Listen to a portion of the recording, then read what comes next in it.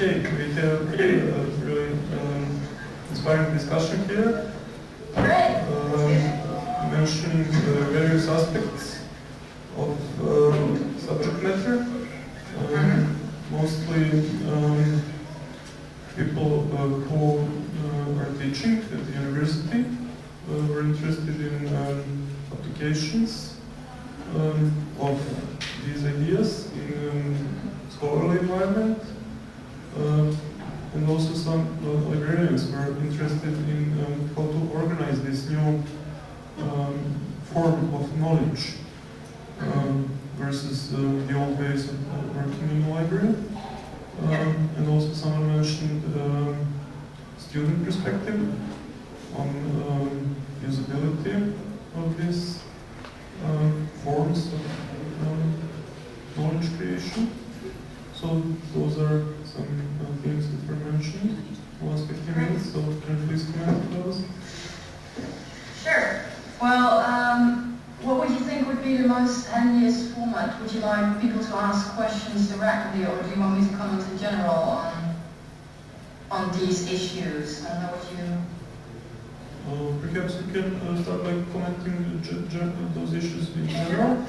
Sure. Well, if you look at a teaching perspective, I would say what they're doing here at Godfrey University, for instance, experimentation with more open ways of teaching, is that, for instance, you can just start by using blogs, for instance, for communication with students. Let them try to work in a collaborative environment like a wiki, or let them experiment with these kind of issues. And what they're doing here at Godfrey University, they have, for instance, a photography course which uses a lot of these digital media to incorporate the wider social environment. So in this way, opening up the university from just a closed down group of people working together in a classroom, bringing that online via, for instance, a blog or a wiki, and kind of contacting in that way the outside community. What happens a lot here too is that, for instance, classes are being audio, video recorded and are then being put on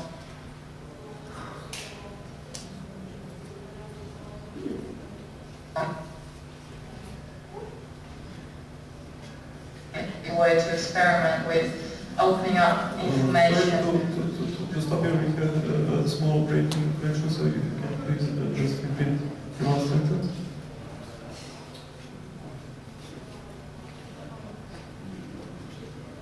Okay, no myślę, że po prostu jest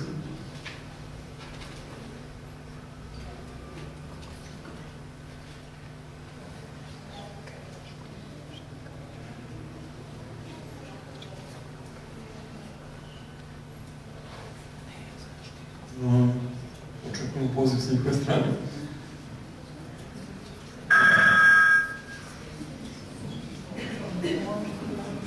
Hello? Okay. I'm back. Yes. Yes. Sorry, where did you lose me exactly? We lost you just on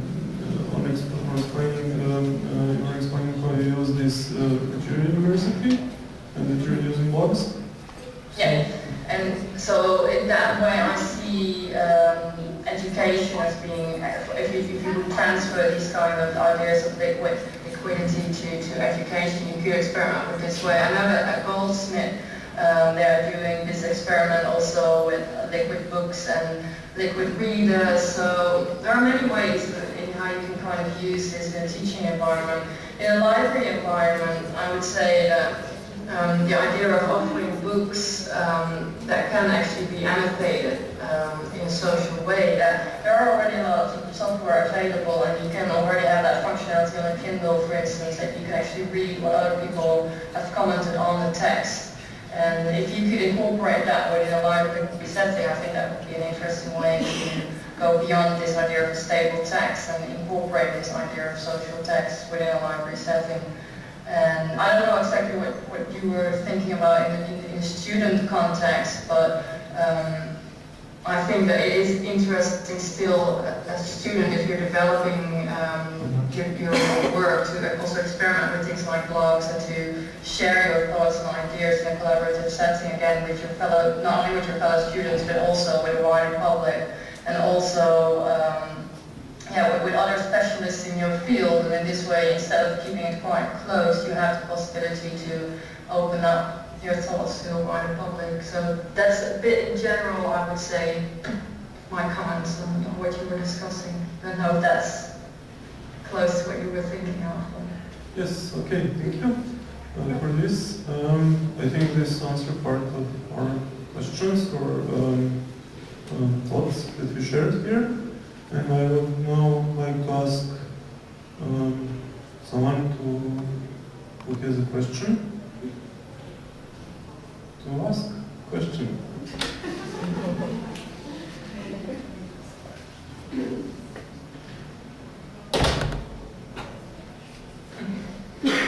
So please go ahead.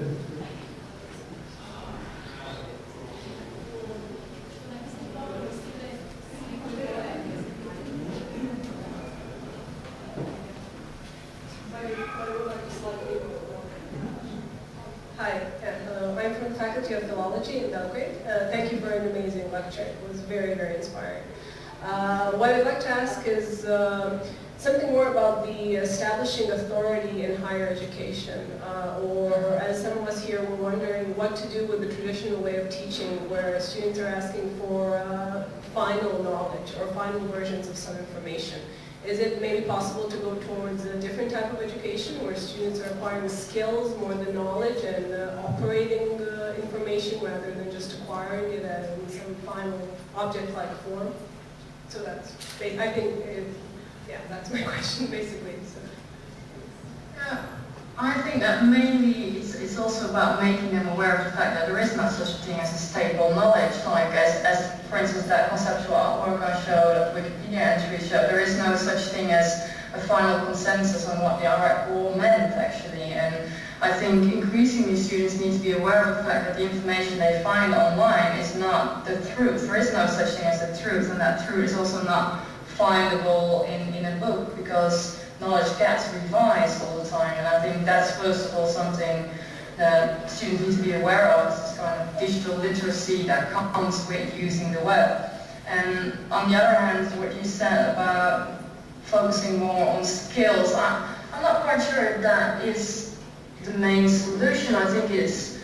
I think part of what humanities research should be at this moment is also focusing on digital skills. And I do think that developing digital literacy is a way forward, and that way to offer more possibilities also for collaborative and online research. But at the same time, I think there's still the important need for rigorous methodological, conceptual, theoretical research, just as humanities has always focused on in that way. So I don't think humanities should do away with its strength just to kind of take over a more science approach or a more digital tool building approach in that way. I do think there should be a good mix of trying to incorporate both these things. And for students too, I think it's important to develop both these skills, so be able to work within the digital environment, but at the same time be able to use more old-fashioned or more traditional ways of doing humanities research.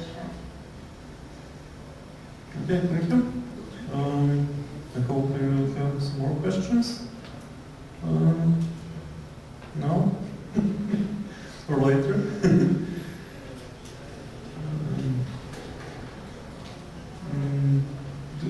This idea was mentioned by the colleague here from the Faculty of Organizational Science about the extent to which authors should renounce their copyrights in order to, especially professors and other researchers at university environment, how far, in your opinion, should they go in this way to share their knowledge with students, but then again to have some benefit of their research and their time spent in this? Well, I think in a way it's important for authors to actually keep their copyright, to be able to do with it what they want to do with it, because at the moment copyright is mostly transferred to publishers, meaning that authors don't have the right to actually decide what they're doing with their research. So when it gets published, the publisher in most cases decides in which kind of restrictions there will be to a work. So I'm foremost, I would like to have more copyright towards the author, even though that means that probably the author might say, I want to get rid of my authorship and I want to give my work away. But giving this authority or this kind of power in the hands of the author would for me already be a first step, because the author needs to be the one, in my opinion, that actually has the opportunity to give it away. This can also, of course, be a publisher, but at the moment publishers mostly work with constricted copyright modules because this is part of their economic model, because they need to keep the copyright in order to make a profit and to sell the products. I think that if authors or scholars are able to keep their own copyright, they're also more easily will be able to share or use their own research, for instance, in a class situation. For instance, with the book project, as I described it, that within that context, authors get to decide what they can do with their own work, with their own copyright, and really use it in that way. So I think this first step will already offer a lot of possibility to go from this transferring copyright to the author to giving it away even, and so in that way, I would say. But I was also wondering, as a question maybe back to the audience, that I was wondering, because you said a lot of questions are focusing on how these kind of new digital applications can be used in teaching, in what way you are already using blogs or social media sites within your teaching, within your research. Is that something that's already being used and developed, and do you encounter problems in that? That's something that I'm interested in myself too, so I don't know if somebody has a comment on that. Okay, a question for people from university side. Are you using blogs, any 2.0 technologies? Please comment on this.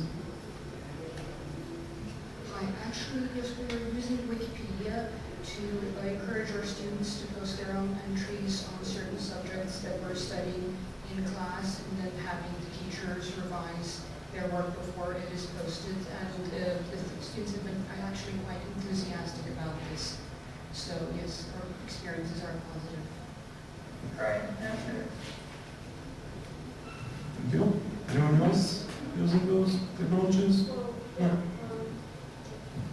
Yeah, the Faculty of Philology has recently started using Moodle as part of its classes. So it's up to the teachers which features they will use, but most of them do use Wiki as well, and that enables the students to just communicate different information through that way. So we're using all the abilities that Moodle gives you. Yeah, right. Okay. Anyone else? Recaps?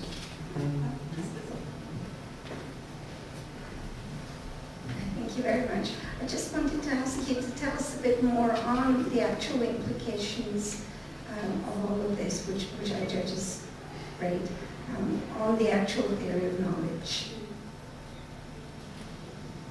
Well, I think that's maybe the hardest question in the end, because if we would take into account this idea of fluidity, and if we would take it to its furthest point in that way, we would need a new theory of knowledge, or we would need, in a way, a kind of paradigm shift towards maybe a knowledge system that is no longer based upon objects and print. And I would say that within the current knowledge system, this is an impossibility, because as Foucault says, as we are not able to think outside the archive, we are not able to think outside of the current structure we're in. I think Walter Ong wrote about that too in his book Orality and Literacy, about how it's impossible for us in a way to imagine how an oral society has been, because we are immersed in a literal society, and in that way it is in a way impossible to really think what the implications would be. Nevertheless, Ong wrote a nice book on that, and nevertheless I think it is our responsibility to at least try and think beyond it. And even though it might be a possibility, we might go at least think the logical boundaries of such a system or where problems arise, and I do see that as part of what I want to do with my research, to try to think beyond that kind of knowledge system, and at least make us aware of the fact that we are within this knowledge system and that it's not something that's a natural thing, but something that we create in that way.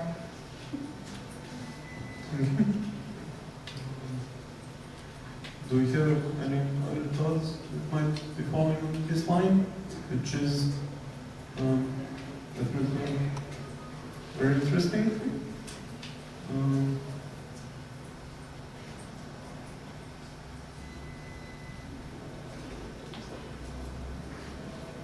Any thoughts on this? No? Yes?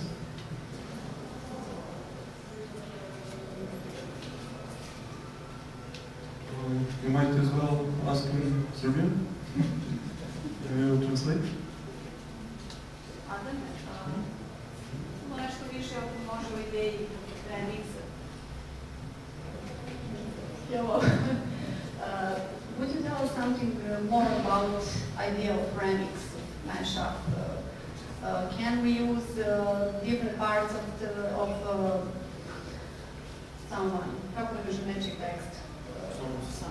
Some text and use ourselves.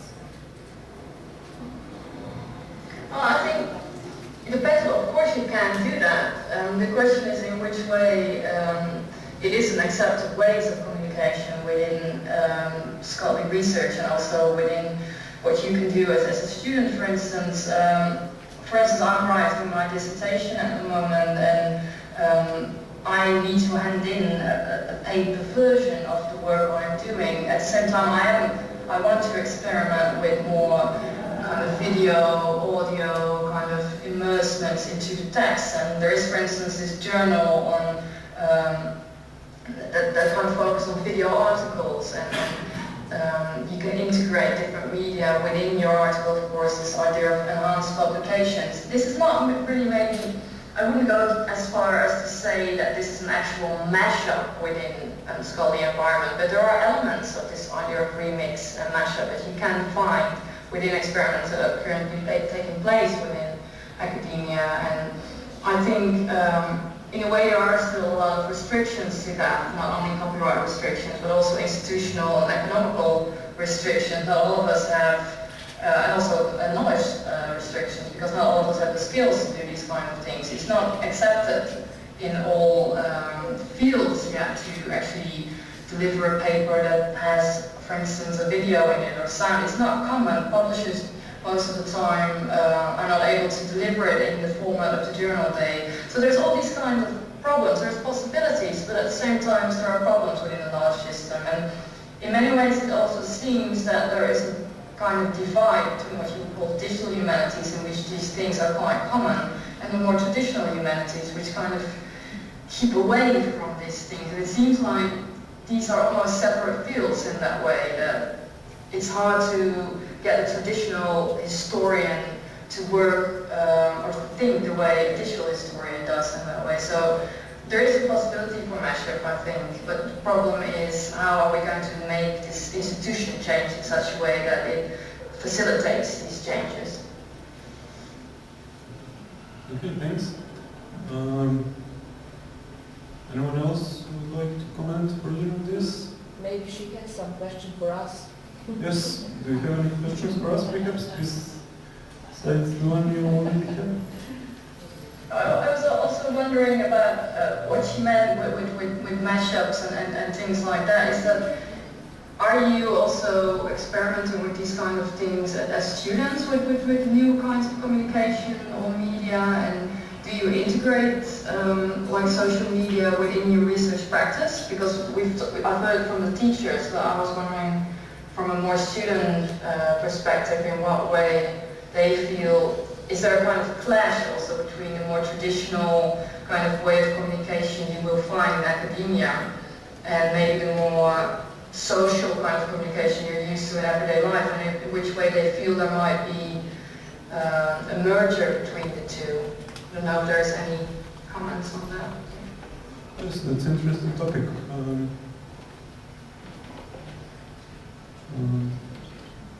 Maybe it is subject for the girl from physical chemia or something like that. Yes, maybe you can further give us some details on the students' actual work. Do they About students. combine video or pictures in their work? Well, not so much because the work is more natural sciences, so it doesn't have that many aspects of video or audio in their elements, but they are using technologies more and more, both social and for their academic work. And we are... And things like data visualizations, for instance, or the use of databases to, because that's maybe a more digital appliance in more natural sciences that could be. Well, they are trying to use the more advanced programs, for example, for natural sciences, and we are trying to encourage that in other courses as well.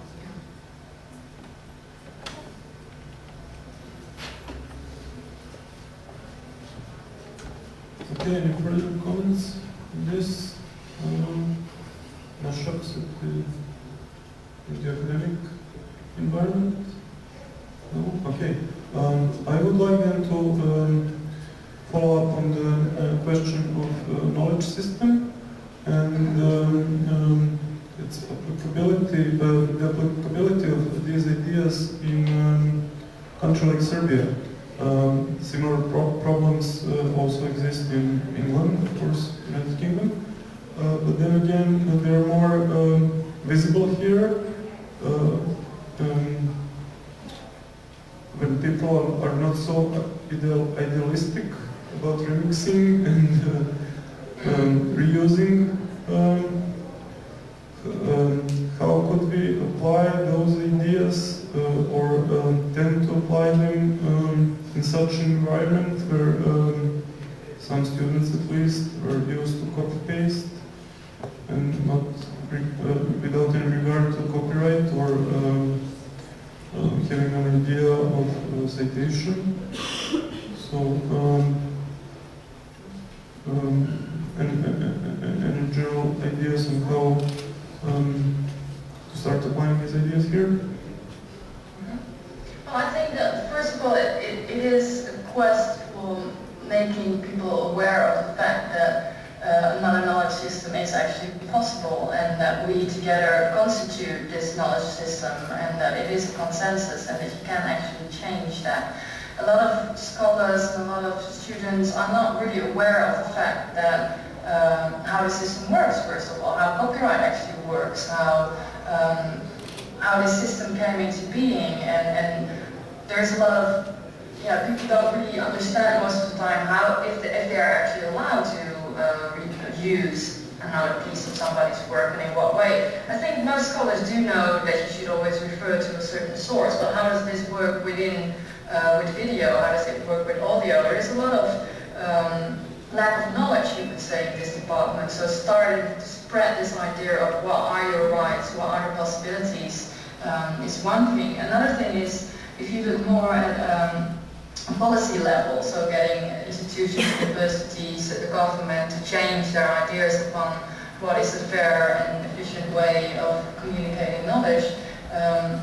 There are a lot of interesting documentaries on the web, also on Remix, which are way better than I explaining the kind of benefits and possibilities of a system that tries, within science, I must say, foremost, because within science the system is a bit different than, for instance, in the production of cultural goods. A system that is based on sharing of information instead of selling of information, that way might be beneficial to encourage science in a way.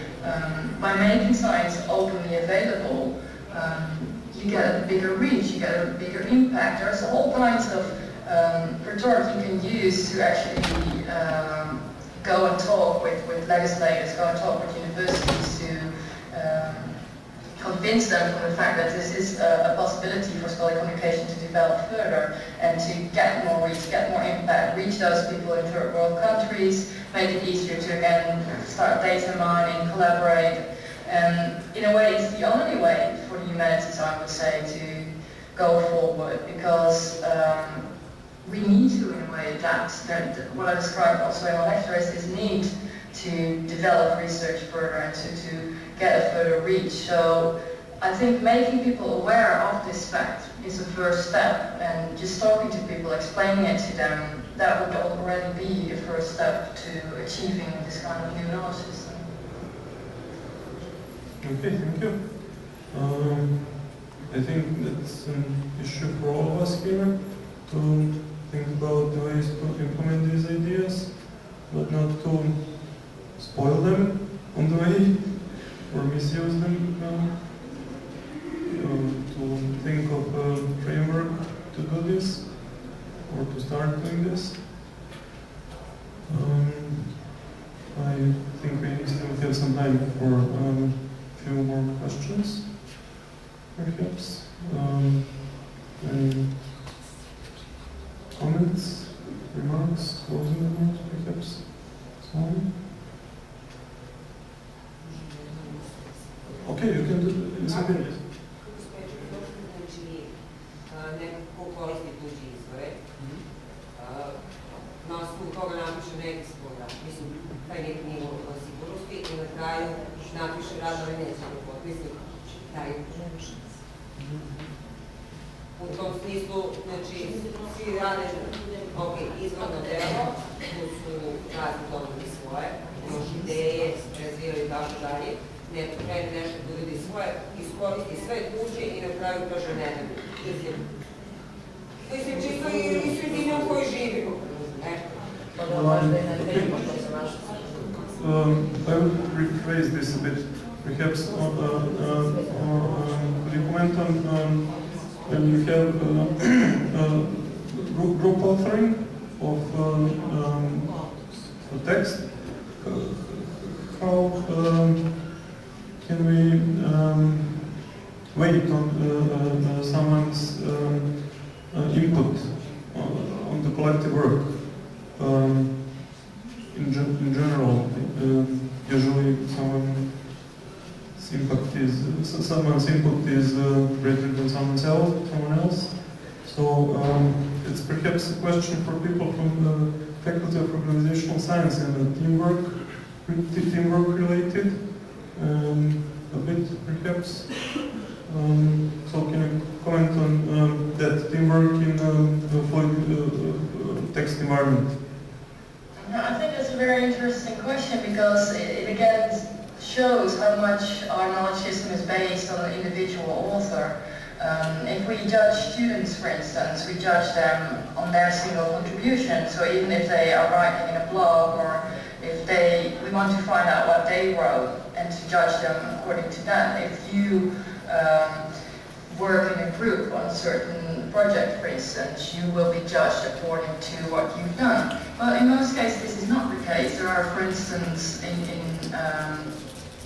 you would say in the more natural sciences, there are a lot of articles that are authored by, let's say, 50 people, and we don't judge those separately. At the same time, you could say in class position, maybe we should start thinking about a way of judging people not individual for their contribution, but judging a class. There's just some ideas that I would have about thinking beyond this problem in that way. I know that there's been some interesting developments and experiments also already going on in California with people working with classes and blogs and wikis and letting them author them and trying to get like collaborative grades in this aspect for the work they've done. And they have encountered a lot of resistance from university structures because this is not the way we are used to grade people. And yes, this creates problems. It's exactly these kind of problems that I find interesting, like what are we going to do with these things? Now what we could do is actually go back to what we're used to, which is finding out exactly who read, who did what, and judge them accordingly. But maybe this offers us an opportunity to actually start thinking about different ways of how to attribute credit to people. May I say that it's a question of the good intentions. If your intentions are good, you don't need e-books. You can just go to the library, take some paper book, take some part of the text and retype it. So it's not just a matter of e-books, I want to say. But what do you mean? It's not a matter of If you're so you don't think that it's just not the new sorry, it's not a new area. You know, intentions are what matters. If you're a good person, if you're a good scientist, if you're a good student, it doesn't matter if you're using either e-books or just libraries. Oh. No, I do think that those are not different things in a way, you know. I mean, I don't think you're a bad student at all if you don't use digital technologies. I don't think you're a bad researcher at all if you don't use digital technologies. Not at all. I agree with you, of course. I do think that it's important to have a good method and to kind of keep in awareness the kind of media you are using, to be aware of its possibilities and its limitations. And every media has its possibilities and limitations. Same with e-books, same with normal books. I would say, however, that for a new generation, and we are seeing that scholarship is increasingly moving online. We are seeing that students spend the most of their time online. It might be natural to actually follow them there and try to develop new kinds of environments in which they actually can also do their research online. This is a kind of development that I don't see that changing, and by not focusing on it, I don't think that would be a good thing. I think it would be good to follow this development and to try and think how we can actually adapt our system to this. Doesn't mean that we need to surrender to a kind of digital environment, because I do think what you say, that we need to have this good intentionality also. We need to think about what kind of methodologies we're going to use, what kind of things we're going to use to learn our students, but at least don't discard the digital, I would say. Try to incorporate it within a system of knowledge. Okay, thank you. I would like to go back to the question of knowledge system and individuality versus teamwork. Certainly, idea of judging individuals in our scholarly system is a Western one, coming from Western civilization ideologies or ideas or culture. But then we have those Eastern cultures and civilizations, Japan perhaps, where we have this management culture which promotes teamwork and team judging of team results.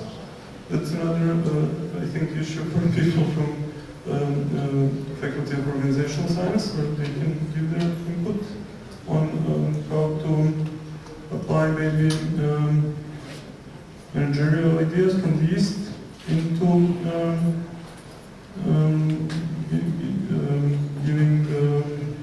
giving us ideas about new system of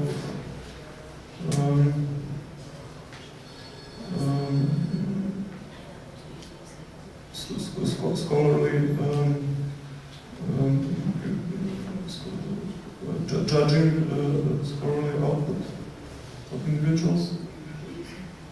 Yeah, I would say that I do think that it's interesting to move maybe towards more of a system in which we look at collaborative work and we judge collaborative work. At the same time, I think we should think about not falling into the same trap that I described regarding the selector or moderator, that you kind of change the locus of authority from the author to the group.